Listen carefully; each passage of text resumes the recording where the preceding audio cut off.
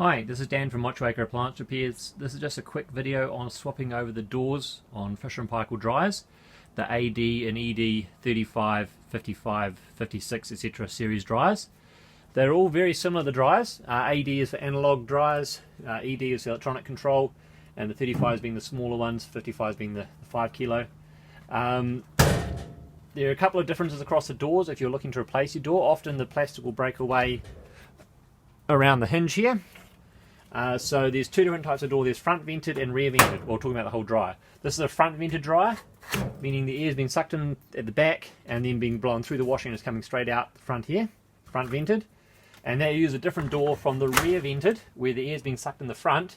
It blows through the washing down and then out a duct. So a rear vented dryer has a clear window, and there is a bit of a difference to the shape of the door.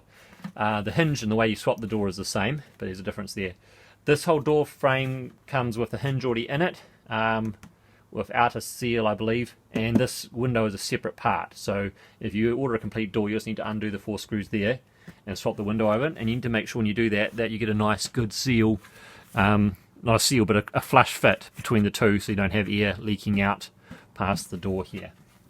So that's one. The other difference is on most of the dryers since, like, I don't know, somewhere in the early 2000s, they have a pin at the top here. I'm just going to move you in a little bit closer there. Pin at the top that activates a switch here. On the older series, they had the switch in the hinge here, and then there was a little wee pin in the hinge, on the metal part of the hinge bracket, that activated that switch.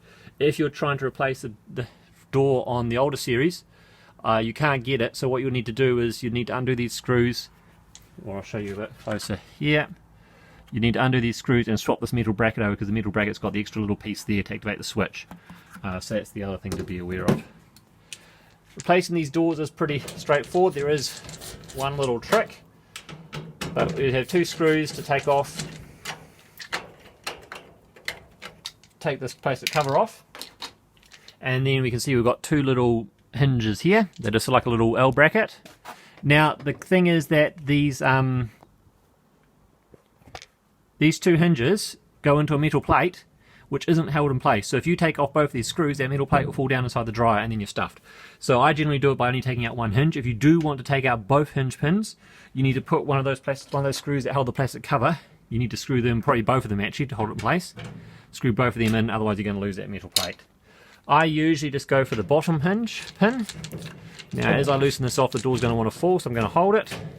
And there's also a washer, so I'm going to be careful to keep that. So what you have is you have this hinge bracket, they're exactly the same top and bottom, and then a washer. And so there's another washer that's sitting on there, and you don't want to lose those as well. To reassemble, you're going to have this pin upside down, so I usually just put a bit of Vaseline on the washer, or a bit of grease, something like that. Don't need much, but that's just going to make it want to stick on there. We'll actually put a little bit up on there while we're at it. And then if your new door, we're going to put the same door back on again, obviously for demo purposes. I'm just going to sit that in there, have it pivoted out of the way. I can then sit the door back on, pin there, pivot that one around, and so there's a little part that locks into the top hole, little peg, and then the screw goes into this hole here.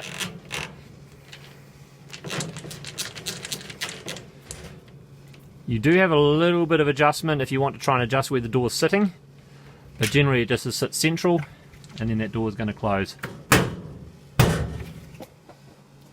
So the key thing is, I left that screw at the top there tight. If you loosen that off, the plate will move a little bit. If you take that right out, you're going to lose the plate. So if you want to take that out or loosen it, put screws back in these other 2 holes. But other than that, if your dryer is not starting, it just gives a little beeps to say that its door's open.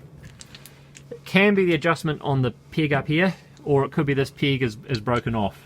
So you'll see it's got to stick out a little way past the seal there. And unfortunately that breaks off. You could try and glue something on, otherwise you're going to have to buy a whole new door. On the other ones which have got the metal bracket in here, there's a little metal tongue. I haven't got any with me because it's quite old, but basically they cut 2 grooves into this metal here, which then leaves a little tongue sticking out, and you can bend that in or out just by about 0.5 millimeter, which will affect where it pushes on the micro switch. If you have one with a micro switch in here, you definitely need to unplug the dryer before you get in here, because there'll be live wires here. On the model with the switch up here, you're okay, there's no wiring or anything here. Still best practice is to unplug it. But yeah, if you have the little switch, you can see, and instead of just being a flat metal panel or flat plastic panel like this, then you definitely need to make sure you unplug that as well.